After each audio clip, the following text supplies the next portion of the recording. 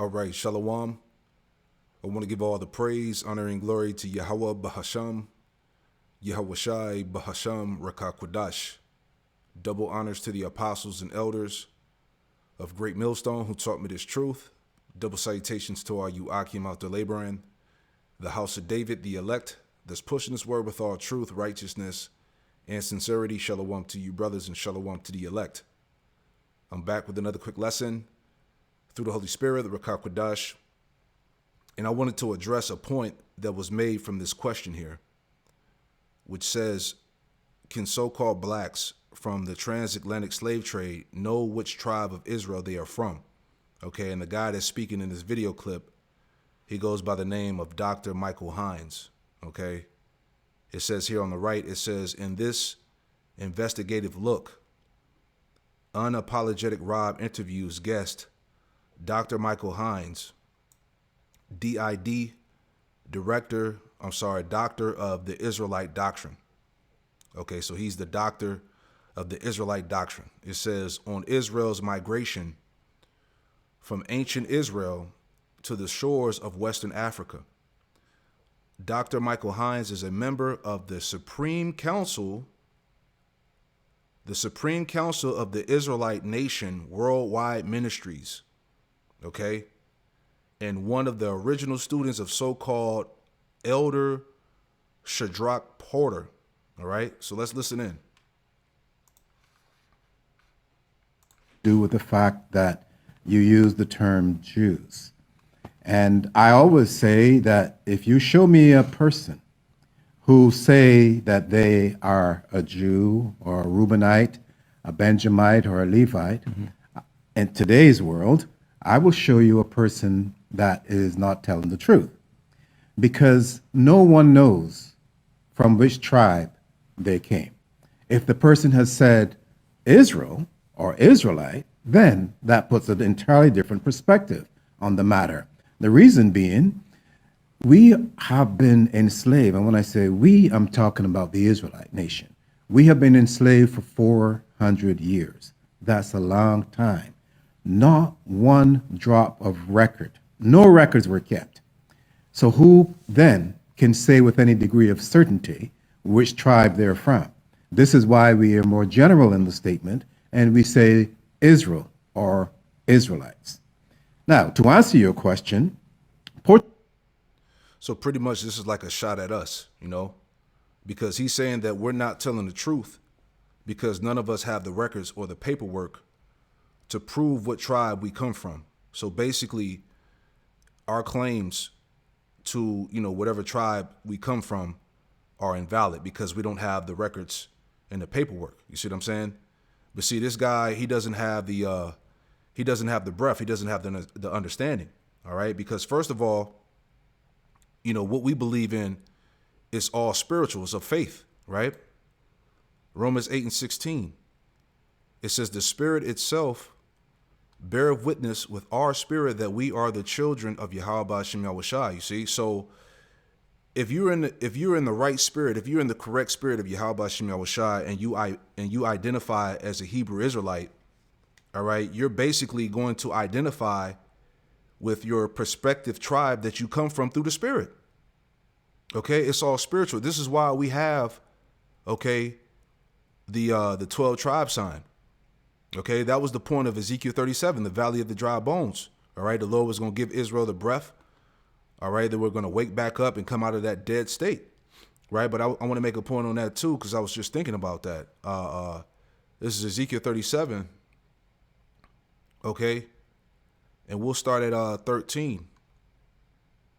Or matter of fact, we'll start at 12. This is Ezekiel 37:12. It says, therefore prophesy and say unto them, thus saith the Lord power, Yahweh Hashem Yahweh Shai, behold, O my people, I will open your graves and cause you to come up out of your graves and bring you into the land of Israel. And ye shall know that I am the Lord, Yahweh Hashem Yahweh Shai, when I have opened your graves, O my people, and brought you up out of your graves. And the Lord did that through the Spirit, man. All right. When we didn't have the breath of life, all right, we were spiritually dead. We were those dry bones without the truth, without the understanding of who we are in the breath of the Lord, Verse 14, it says, and shall put my spirit in you. All right. That's what the Lord did. He gave us back the breath. All right. When you read early up in the chapter, it talks about how he put sinews upon us. He gave us, he put the skin back upon us. All right. He gave us our nationality and heritage back, our language, our identity. And shall put my spirit in you, and ye shall live. And I shall place you in your own land. Then you should know that I, the Lord, Yahweh Shem Yahushai, have spoken it and performed it, saith the Lord, Yahweh Shem Yahushai. The point. All right. Verse 15, reunion of Judah and Israel. Okay. Ezekiel 37:15, the word of the Lord, Yahweh Shem Yahushai, came again unto me, saying, moreover, thou son of man, take thee one stick and write upon it for Judah and for the children of Israel, his companions. So what is this guy talking about? All right. This is why we have the 12 tribe sign. Okay. To identify who the tribes are, but you got a lot of these jakes that say the 12 tribe sign is fake. It's false, but it's prophecy, man. And that's why, the elders and apostles, they say, watch out, beware of these damn bald-headed, bald-faced niggas, man. He looks like he could be one of those Hebrew theologians, you know what I'm saying? He's coming in the same spirit as those Christians, those theologians, all right? Because he really don't have the breath. He can't see it, all right? Ezekiel 37:16, moreover, thou son of man, take thee one stick and write upon it for Judah and for the children of Israel, his companions, and then take another stick and write upon it for Joseph, the stick of Ephraim, and for all the house of Israel, his companions. So the point, that's why we have the sign. Okay? It says, verse 17, it says, and join them one to another into one stick, and they shall become one in thy hand. Verse 18, and when the children of thy people shall speak unto thee, saying, wilt thou not show us what thou meanest by these? Right. This is why when people come up and they see the sign, they inquire, what do you mean by this? And that's why we ask them, according to your lineage, where does your father come from? Let me get that too. All right. Numbers 1:18, it says, and they assembled all the congregation together on the first day of the second month, and they declared their pedigrees after their families by the house of their fathers, right? So your pedigree, your lineage, all right? We always ask Jake, the question to get the spirit rolling, where does your father go back to? All right? My father's so-called Negro, my father's a so-called, Jamaican, Haitian, or whatnot, Puerto Rican. And that's what gets the dialogue going so we can edify that particular Jake on the understanding and the prophecies, man. All right? It says they declared their pedigrees after their families by the house of their fathers, according to the number of the names, from 20 years old and upward by their polls, right? So your tribe, your house, your lineage is determined by your father, man. Okay? And it's all through the spirit, because we do know that Jake has been scattered. Right. But this is just this serves as a, what's the word I'm looking for? I can't think of the word, man. This is like this serves as like a foundation to prove who we are. It's all through the spirit anyway. Right. Let me see what that says in the, NLT, Ezekiel 37:18. All right. In the NLT. It says, when your people ask you what your actions mean, right? What do you mean with this sign, this stick that you have out here, Verse 19, Ezekiel 37:19, it says, say unto them, thus saith the Lord power, Yahweh Shem Yahushai, behold, I will take the stick of Joseph, which is in the hand of Ephraim, and the tribes of Israel his fellows, and will put them with him, even with the stick of Judah, and make them one stick, and they should be one in my hand. Exactly. So again, the inquiring of the tribes, the 12 tribe sign, it's all prophecy, man. So we can identify who's who through the spirit. It says verse 20, it says, and the sticks whereon thou writest shall be in thy hand before thy eyes. And say unto them, thus saith the Lord, Yahweh Shem Yahushai, behold, I will take the children of Israel from among the heathen. All right, because according to prophecy, all right, Jacob was scattered amongst the heathen. Whether they be gone, and will gather them on every side, and bring them into their own land. And I will make them one nation in the land upon the mountains of Israel, and one king shall be king to them all. All right, speaking about King David.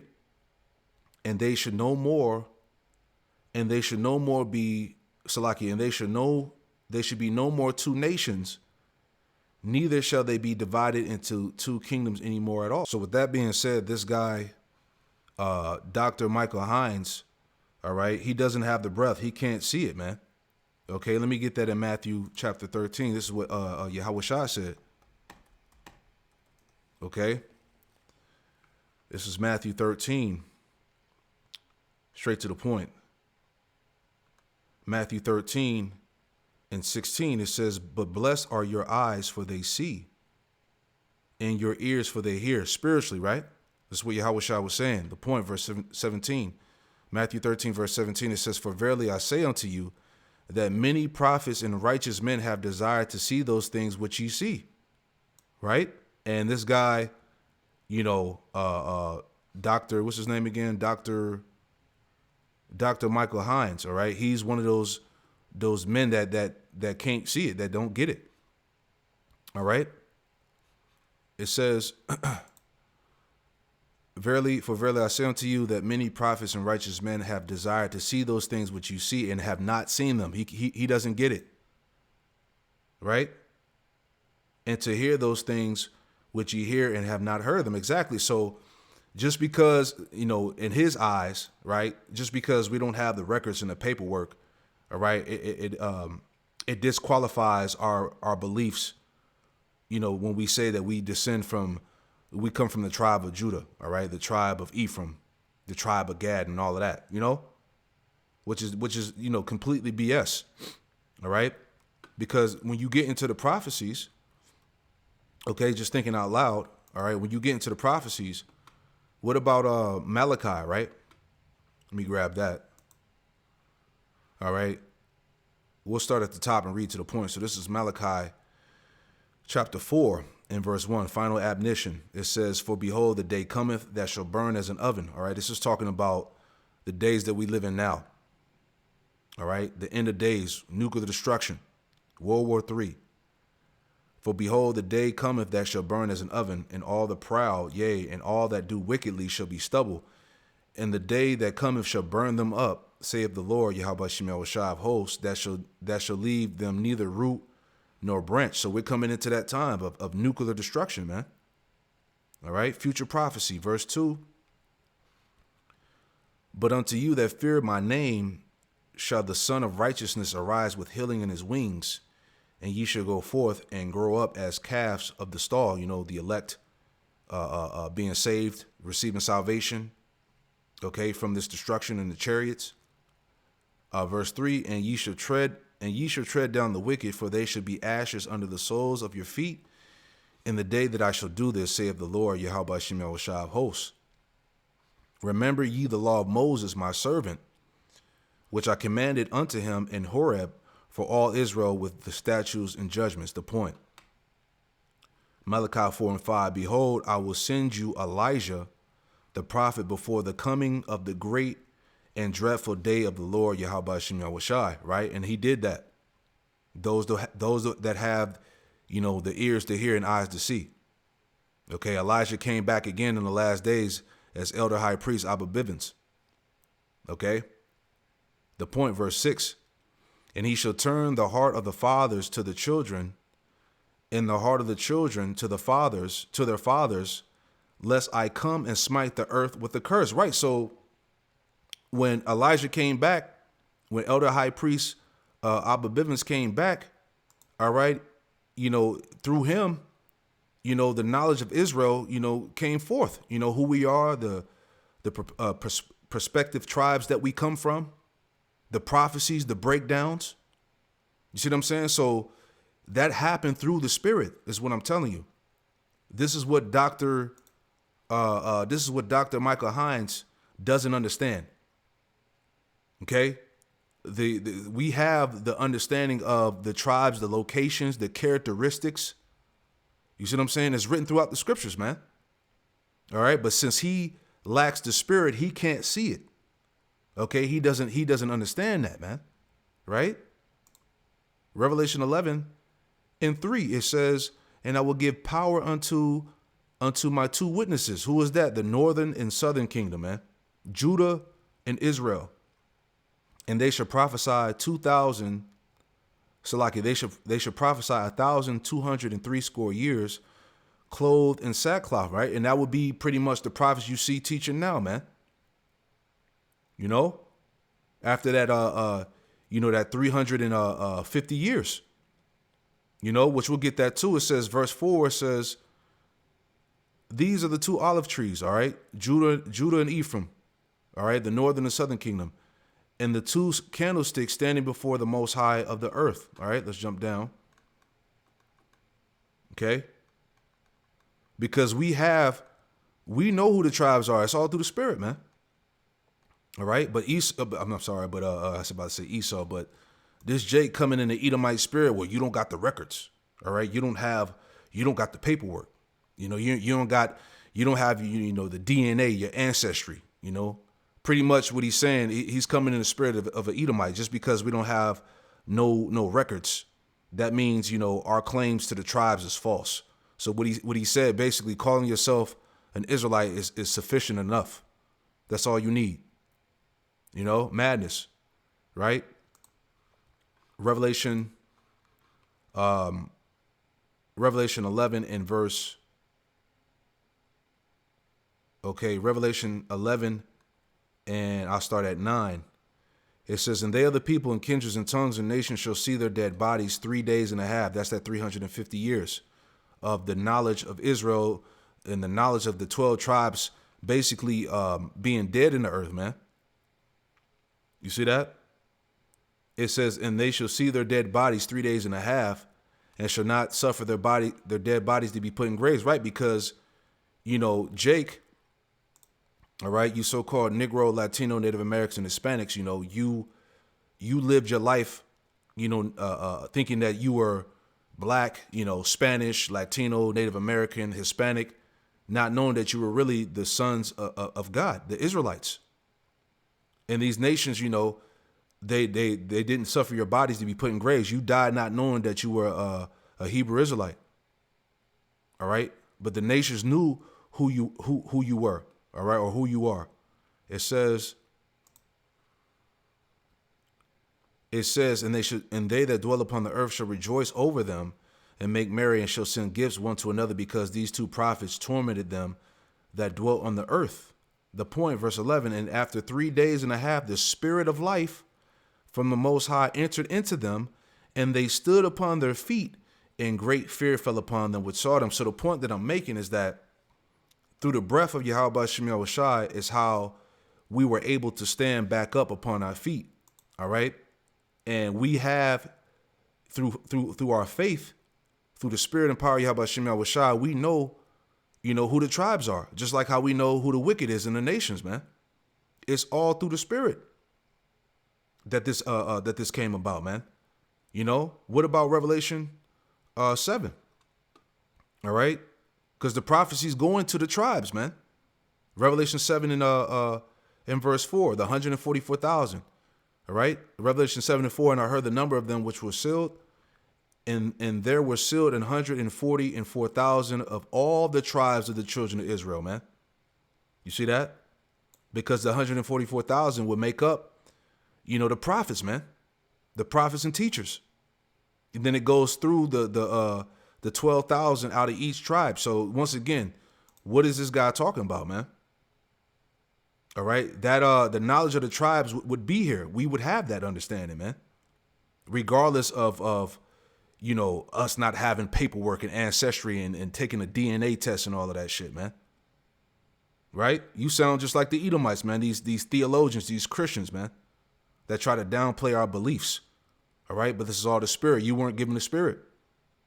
All right. Again, Romans 8:16, the spirit itself bear witness with our spirit that we are the children of Yahweh Shem Yahushua, man. So we know who the tribes are, man. It's just too much, it's too much information, right? I just want to play a couple of these clips, man.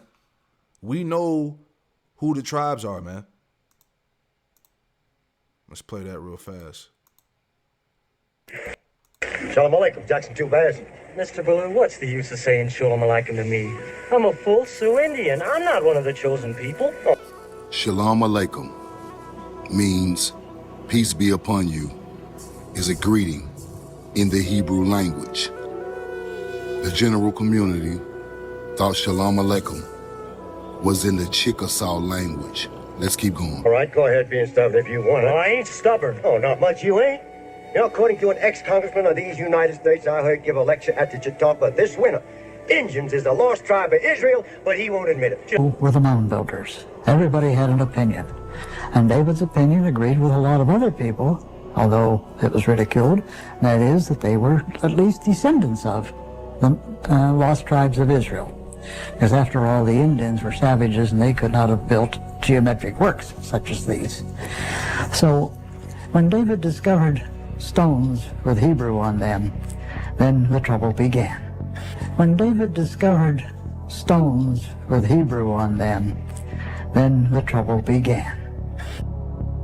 There you go. So, Let us now turn to the copper color American. Salakia. So yeah. So in as I brought out, in this book, the clip here, this book is from the History of the American Indians by James Adair, and it proves that the so-called Native Americans are the Gadites. All right, everything when you go back and watch this video.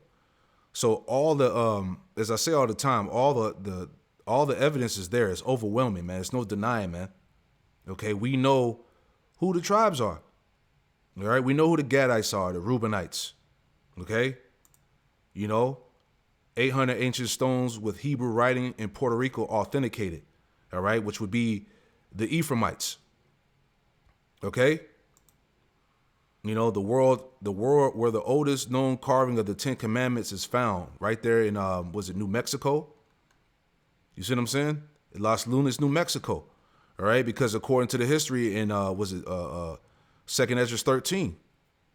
All right, the Northern Kingdom, they left, all right, the Eastern world, if you will, and they came over to the Americas.